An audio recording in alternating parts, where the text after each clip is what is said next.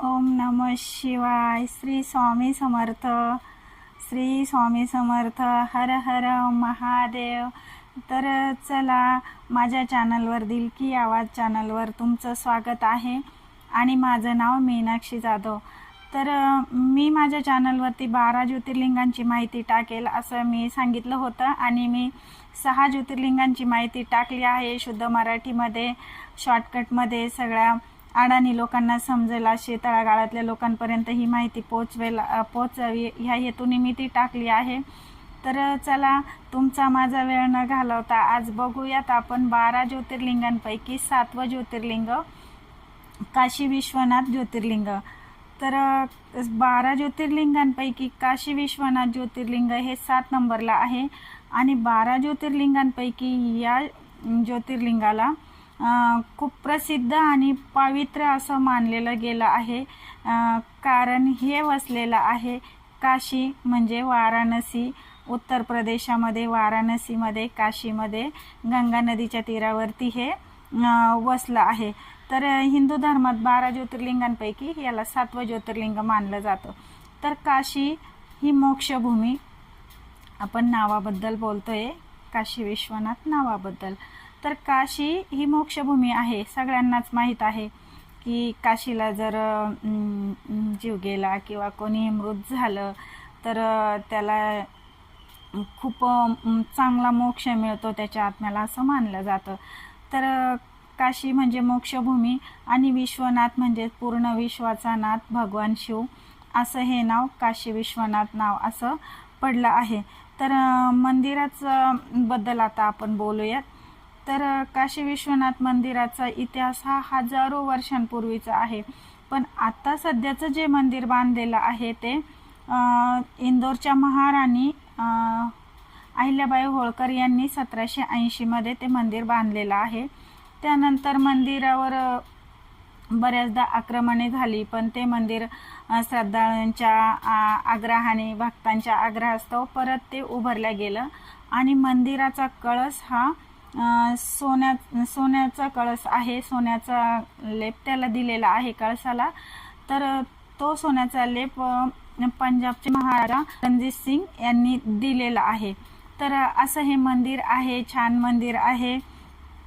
आणि अलीकडेच काशी विश्वनाथ मंदिराच्या कॉरिडॉरचं काम करण्यात आलं. कॉरिडॉर त्याचं मोठं करण्यात आलं, तर अजूनच सुंदर असं हे मंदिर झालंय आणि खूपच छान झालंय. तर चला आता आपण बघूयात या मंदिरामागची पौराणिक कथा. तर एकदा काय झालं, ब्रह्मा आणि विष्णूमध्ये कोण मोठं याच्यावरून वाद झाला. तर ब्रह्मा म्हणाले की मी मोठा आणि विष्णू म्हणाले की मी मोठा. तर त्यावेळेस ब्रह्मांडामध्ये एक मोठी ज्योतीचा स्तंभ तयार झाला. एक मोठा आगीचा गोळा स्तंभाच्या आकारात तयार झाला आणि ते साक्षात भगवान शिव होते. ब्रह्मा, विष्णू आणि महेश. तर साक्षात ते महेश होते.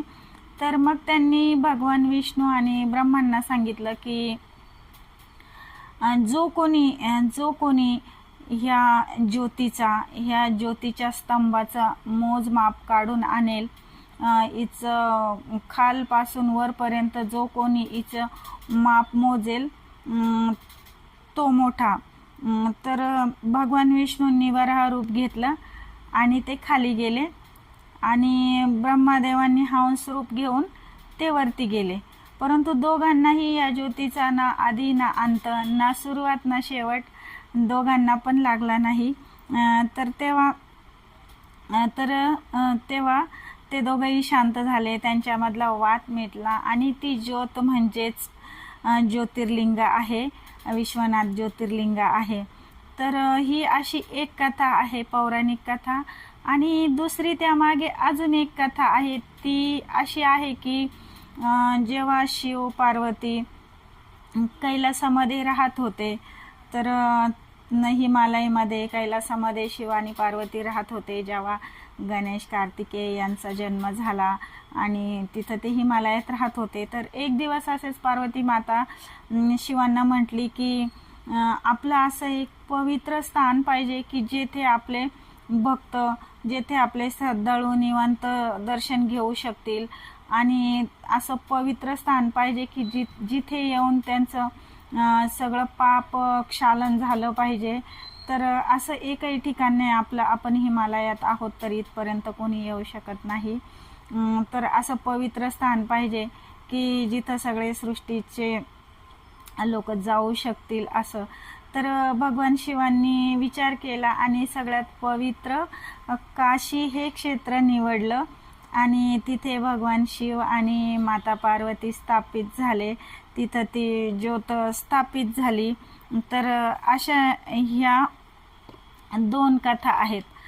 तिथं भगवान शिव आणि पार्वती माता त्यांचा संसार सुखाने करायला लागले आणि सर्व भक्तांसाठी ते तिथं काशीमध्ये स्थापित झालं ते ज्योतिर्लिंग. तर पौराणिक कथा अशा 2 कथा आहे, ब्रह्मा विष्णूची कथा आणि माता पार्वतीची कथा. तर आपण तर पौराणिक कथा वाचत नाही, सगळेच वाचत नाही, सगळ्यांना त्यातलं काही माहीत नसतं, सगळेच वाचतच नाही.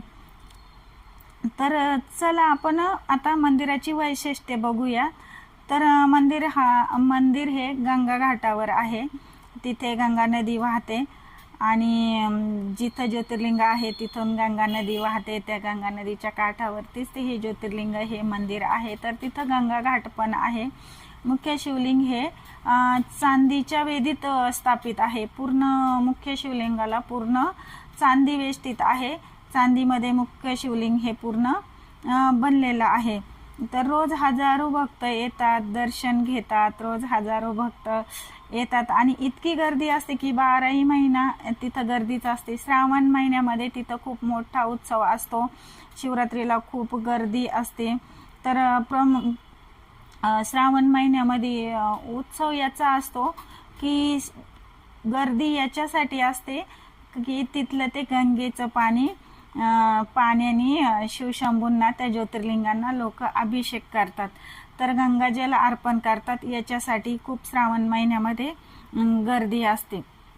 आणि देव दीपावलीला सुद्धा तिथे खूप गर्दी, पूजा अर्चा आणि खूप सारे मोठं लोक जातात आपलं म्हणणं मांडायला आणि खूप छान असं सगळं आहे तिथं. तर आपण आता दर्शनाची वेळ बघू.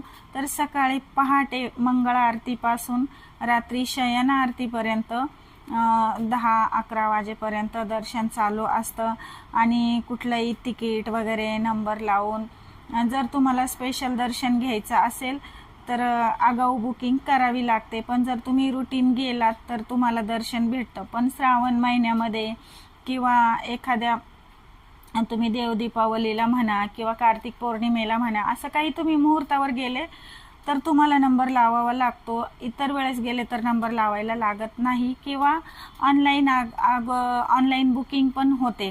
तर तुम्हाला जायचं असेल तर नक्कीच पहिलं तपास करा की गर्दी आहे नाही आहे, बुकिंग करायची आहे, तिकीट काढायचं आहे. कारण ही बाब खूप खर्चिक आहे आणि खूप लांबचा प्रवास आहे आणि काशी केली म्हणजे जीवाचं सार्थक झालं असं सगळेच मानतात.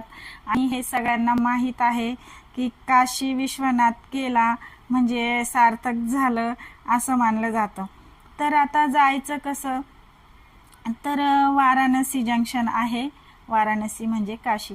तुम्ही जिथे पण देशाच्या कुठल्याही कोणात असाल, कुठेही कानाकोपऱ्यात राहत असाल तर तुम्ही पहिलं जायचं आहे वाराणसीला. तुमच्या जवळच्या रेल्वे स्टेशनवरून ट्रेन पकडायची आहे आणि वाराणसीला जायचं आहे आणि वाराणसीतून गंगा घाटला जायचं आहे. तर वाराणसीमधून तुम्ही खाजगी वाहनाने किंवा प्रायव्हेट वाहनाने किंवा बसने किंवा एरोप्लेनने जाऊ शकतात. हवाई मार्गे पण तुम्ही जाऊ शकतात आणि रेल्वे मार्गेही जाऊ शकतात. आणि आता सध्या तर म्हणजे इतकं डेव्हलप झालेलं आहे. सरकारचे खरंच आभार मानावेत का सरकारांनी खूप सुधारणा केल्यात. आता प्रत्येक शहरातून बस पण जातात. तर बसनी पण जावा. जर तुम्हाला विमानाने जायचं असेल, हवाई मार्गाने जायचं असेल तर लाल बहादूर शास्त्री विमानतळ आहे. तिथं उतरून तुम्ही वाराणसीला जाऊ शकता. वाराणसीला एअरपोर्टनी जाऊ शकता. वाराणसी एअरपोर्टवर किंवा ट्रेननी पण जाऊ शकता. ट्रेन पण तुमच्या जवळच्या रेल्वे स्टेशनवरून ट्रेन आहेत. सगळ्या शहरातून ट्रेन आहेत. तर आता तिथं महत्त्वाचं म्हणजे गंगा आरती आहे. त्या गंगा आरतीसाठी खूप गर्दी होते तिथे. गंगा आरतीला खूप महत्त्व आहे. गंगा घाटावर दशवमेघ घाट आहे, त्या घाटाचं नाव आहे दशवमेघ घाट. तर तिथे रोज संध्याकाळी गंगा आरती होते आणि असं मानलं जातं की ते गंगा आरती ज्यांनी घेतलं किंवा गंगा आरतीच्या वेळेस जे तिथं हजर आहे त्यांना खूप पुण्य मिळतं, त्यांना मोक्ष प्राप्ती मिळते. आणि त्रिपुरारी पौर्णिमा, कोजागिरी पौर्णिमा, अजून कार्तिक महिन्यामध्ये पूर्ण तो गंगा घाट असा दिव्यांनी उजळून जातो आणि सगळे श्रद्धाळू, सगळे भक्त लोक या दिवशी जाण्याचा विचार करतात.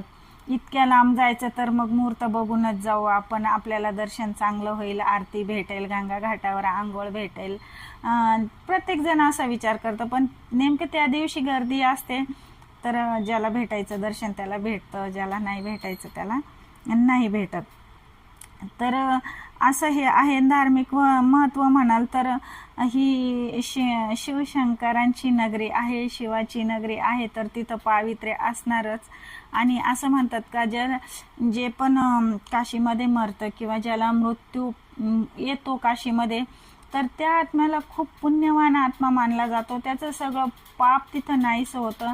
आणि असं पण मानलं जातं की ज्याचा मृत्यू तिथं झाला तर तिथं भगवान शिव स्वतः त्या प्रेताच्या कानामध्ये मंत्र सांगतात आणि त्याला मोक्ष मिळतो. त्याचं 84 दशलक्ष योनीतून त्याचं पापक्षालन होतं आणि त्याला परत पुनर्जन्म मिळतो. तर असं मानलं जातं. त्यामुळे तुम्ही बघा, वाराणसी घाटावरती लांबून प्रेत घेऊन जातात मोक्षप्राप्तीसाठी, आपल्या पितरांच्या शांतीसाठी, आपल्या नातेवाईकांच्या आत्म्याला शांती मिळावी, त्यांचा आत्म्याने आपल्याला आशीर्वाद द्यावा, त्यांचा आत्मा सुखी राहावं आणि त्यांना लवकर पुनर्जन्म मिळावा, त्यांचा आत्मा भटकू नये. आणि तो भटकता आत्मा आपल्या नातेवाईकांच्या आजूबाजूला भटकतो आणि तो त्याचा त्रास होतो. तर त्याच्यासाठी म्हणतात की काशीला जावा. आपण बघा, प्रेताच्या हस्ते सुद्धा काशीला विसर्जित करायला जातो. तर कारणच ते आहे की जो पण काशीच्या भूमीवरती पाय ठेवला तो पवित्र झाला. असं म्हणतात की कंकर काशी के कंकर पे शंकर का नाम. तर काशीच्या प्रत्येक कणाकणात शिवशंभू वसलेले आहेत आणि कणाकणात भगवान शिवांचा वास आहे असं मानलं जातं. आणि आपण बघा, साधारण म्हणजे आता तुम्हाला माहीत आहे की नाही मला नाही सांगता येत, पण असं म्हणतात की मांजर मारल्यावर काशीला जावं लागतं. तर मांजर मारण्याचं पाप खूप कठीण असतं. मांजर मारली तर काशीला जावंच लागतं, कुत्रा मारला तर काशीला जावंच लागतं. तर ह्याच्यामुळं म्हणतात की तिथं गेलं की तुमच्या पापाचं पूर्ण क्षालन होतं, तुमचं पाप मुक्त होतात तुम्ही आणि तुमचा आत्मा आनंदाने पुनर्जन्म घेतो. तर असं हे काशी विश्वनाथ मंदिर आहे. आणि आपण म्हणतो चारीधाम नाही केले, फक्त काशीला गेलं तरी आपल्याला चारीधामचं पुण्य मिळतं असं मानलं जातं. आता मी स्वतःही काशीपर्यंत गेलेली नाही आणि मला पण जायची खूप इच्छा आहे. माझे 7-8 ज्योतिर्लिंगाचं दर्शन झालं आहे.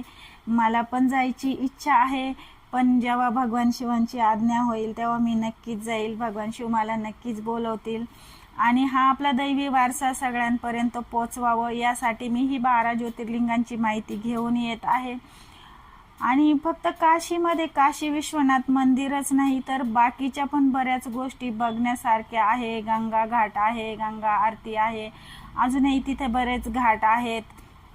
अजून जिथं प्रेत जाळतात तो पण घाट आहे, जिथं म्हणजे ते चित्र जर बघितलं तर लांबून तिथं प्रेत घेऊन येतात, जाळतात, कारण आपल्या नातेवाईकाला मोक्ष मिळावा म्हणून. तर अशी ही काशी चारीधाम एका बाजूला आणि काशी एका बाजूला. चारीधाम नाही केलं तर काशीला गेल्यावर पुण्य मिळतं, काशीला गेल्यावर मोक्ष मिळतो. अशी ही काशी विश्वनाथ ज्योतिर्लिंगाची कथा मला जितकी जमेल, मला जितकी समजेल तितकी मी माझ्या शब्दात मराठी भाषेत अडाणी लोकांना समजेल अशा भाषेत मी घेऊन येत आहे. आणि ही माहिती मी का घेऊन येत आहे हे पहिल्या ज्योतिर्लिंगाच्या व्हिडिओमध्ये मी संपूर्ण सांगितली आहे. तर नक्कीच व्हिडिओ जितका होईल तितका शेअर करा आणि कमेंटमध्ये हर हर महादेव ओम नमो शिवाय म्हणायला, लिहायला, कमेंटमध्ये टाकायला विसरू नका. कारण की देवाचं नाव घेतल्यावर कोणालाही कमी पडत नाही. शिवशंभो तुमचं भलंच करतील. आणि मी हा पण घेतला आहे की मी 12 ज्योतिर्लिंगाची माहिती मी तुमच्यापर्यंत घेऊन येईल. तर ह्या माझ्या कामाला, ह्या माझ्या म्हणजे मला सपोर्ट करा आणि तुम्ही बघत जा माझे व्हिडिओ. आणि काही कमेंट असल्या तर नक्कीच सांगा. माझं काही चुकत असेल तर सांगा आणि मी अजून कुठली माहिती घेऊन येऊ तुमच्यासाठी ते पण सांगा. तर चला मी थांबते इथे. आणि कशी वाटली माझी 7वी ज्योतिर्लिंगाची माहिती, काशी विश्वनाथ मंदिराची माहिती, काशी विश्वनाथ ज्योतिर्लिंगाची माहिती कशी वाटली? काही राहिला असेल माझ्याकडनं तर मला माफ करा. आणि काही सुधारणा करायच्या असल्या तरी कमेंट करून सांगा. तर लिहा कमेंटमध्ये हर हर महादेव, ओम नमः शिवाय, ओम शांती शांती शांती.